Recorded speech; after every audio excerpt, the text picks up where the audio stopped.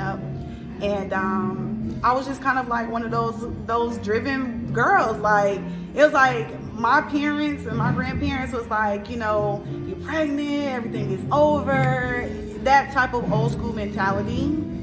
And it could have been, but I wanted to make sure that that was not my life.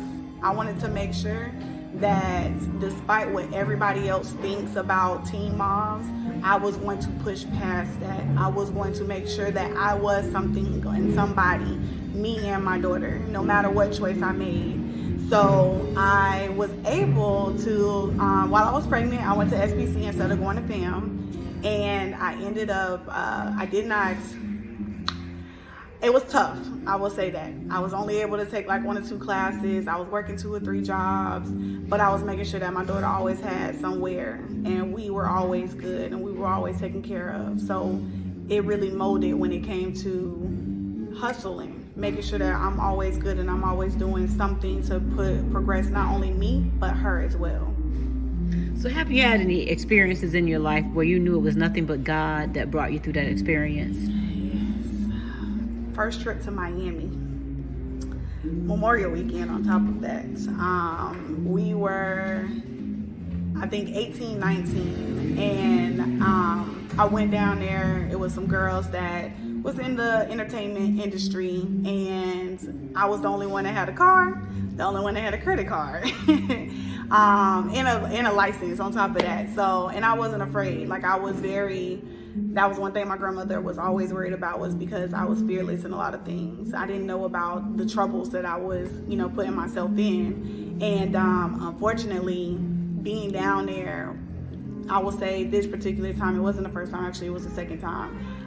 We were in one of the cabanas at one of the hotels with some guys partying, and this was around the time that Molly was starting to really, be popular. And one of the guys actually put one of the pills inside of the bottle. And thankfully, the one that we had, well, me and one of the other girls had, we seen it, so we didn't drink out of it. But unfortunately, one of the girls that, one of the other girls that was with us, she didn't. And some things ended up happening later that night because she was drugged. And I would say that God was with me, because it could have been me. I could have not been paying attention to, the bottle that we were drinking, or, just even they could have just poured us a glass and us not even thinking of anything like that. And you hear about it, but you just kind of, you don't think it's going to happen to you. And just seeing the things that she went through, it